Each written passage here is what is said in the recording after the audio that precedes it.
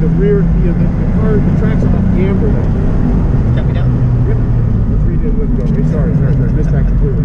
Still trying to do it. You're good. So, back to the track right.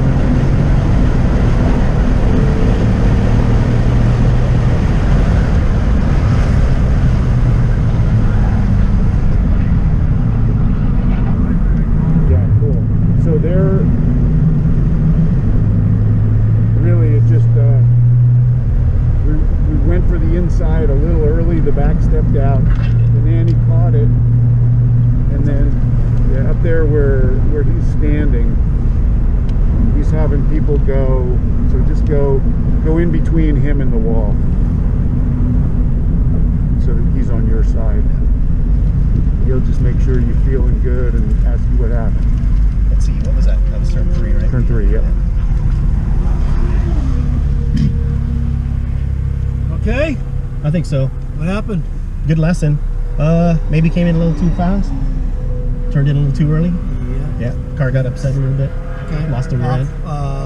So the rear end came around, coming around 3. Started to. Rear end came around. 2 wheels or four wheels off? Two off. 2 off. This side.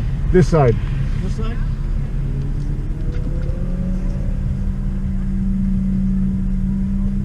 Okay.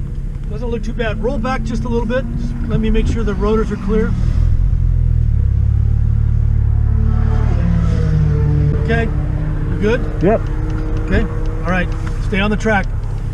Yes, sir.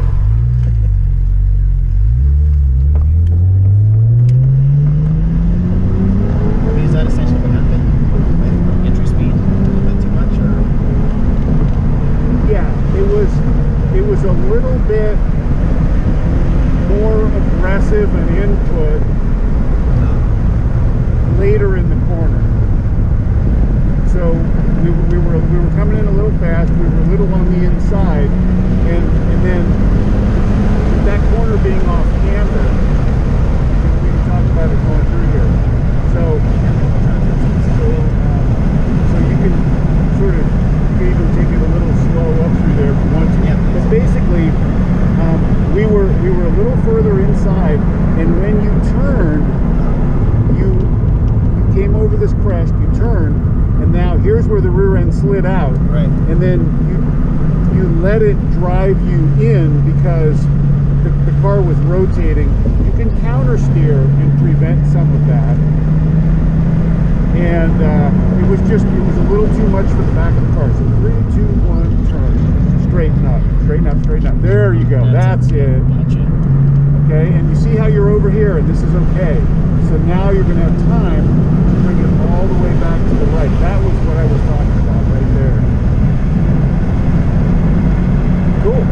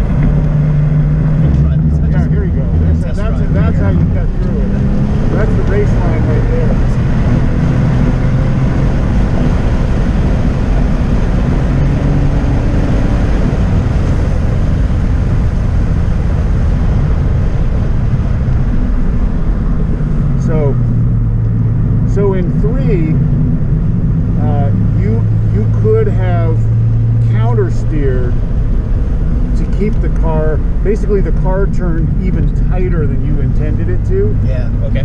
right? And the reason is when the rear went out, the car did what we call rotate, which means all of a sudden it's pointing in a new direction. So at that point of rotation, if you subtly turn left or counter steer, then the rear will slide around, but the car will still go that way.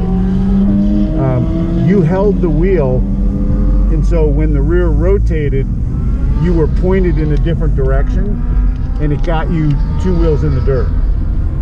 Does that make sense? Yeah, I think so. But you were talking about, for a second there, you said counter steer would have corrected it. Yes. That way, right, Yeah. right. Yeah.